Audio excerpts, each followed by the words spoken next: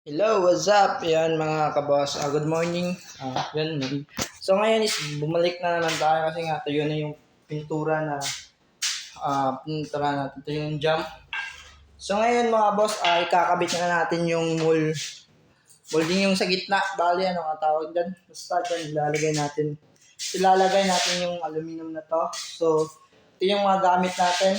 Yan. Barina, gunting, saka yung mga screw. Yan, lahat, lahat. So ito, mga kabos, ito yung division. So dalawa to, dalawang mata, isa, dalawa. So hinati ko na siya kanina sa gitna. So yun, makikita nyo may guhit na siya. Yan may guhit na siya. So yun yung sa gitna. So ayun mga boss, samahan nyo ako para ikabit natin to. Let's go! Okay, mga boss, lalagyan pa natin siya ng bracket para dun sa kabitan ng sa gitna. So ito is may butas na siya para dyan yung papasok yung screw para dun sa wood na ikakabit. So yun. Boss, tara, samahan mo ako.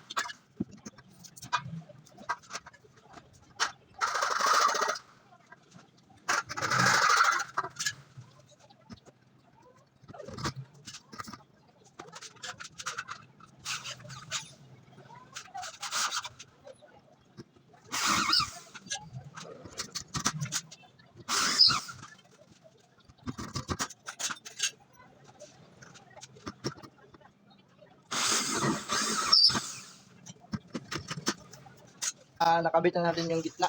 So yun yung sinasabi ko. So nagiging dalawa na siya sa dalawa. So ito yung linya sa gitna. So aluminum yung nilagay natin. Yung kapal nito is 1/3 by 1/3 sa mga boss. So ayan, ito yung naano ko sa GUC. Ang sukat pala nito ng window nila is 150 cm by 100. Ito yung 100. So sa gitna siya. So dalawang mata yung gagawin natin. So ayun mga boss, tara samahan niyo ako para ikabit yung frame ng kakabitan ng glass bali. So yun yung tinatawag natin ng Gilo Plus. So samahan niyo ako para ikabit yan. Tara, let's go.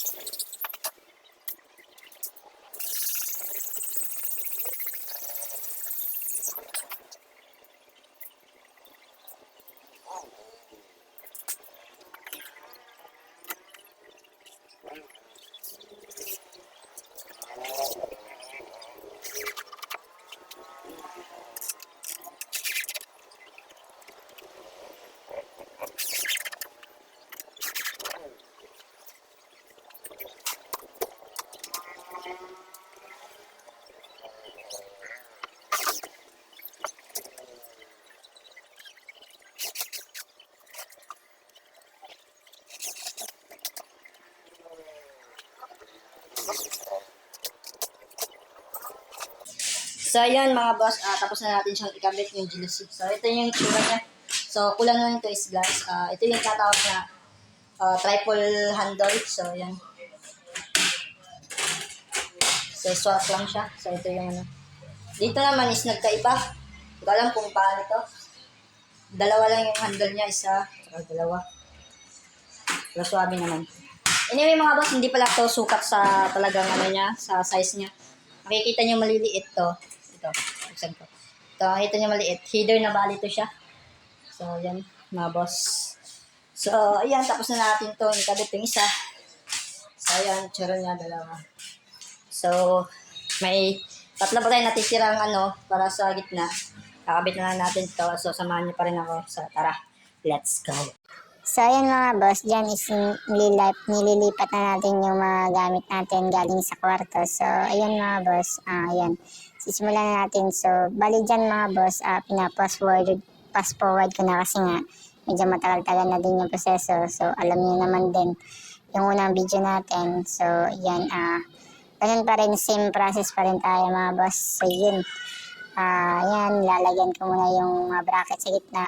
Ayan, kinakat ko na yung mulyan natin dyan na aluminum. So, ayan, kinabit ko na nga mga boss. So, yun. So, ayan mga boss. Dyan is parang nahilito ako doon. Kaya, ayan. Pero okay naman. So, ayan, goods naman din tayo mga boss dyan. Shout out naman sa mga supporters ulit natin mga supporter dyan.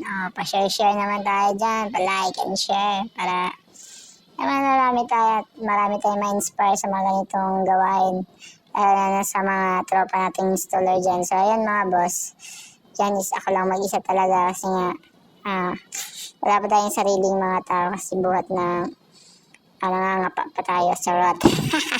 Meron naman tayo mga tao boss pero on call nga lang. Alright. What's up yan mga boss? Hindi ko na siya pinakita ang lahat ng paggawa kasi nga mahabang oras tayo. So, saglitang tingin lang to para malaman niya. So, ayan. So, ayan nga mga boss. So, yun na yung pang-apat natin. So, ayan. Dalawa sa sala. So, ayan. So, tapos na siya mga boss. Ayan. Ayan nga. So, yan. Mayari. So, ayan sa kusina.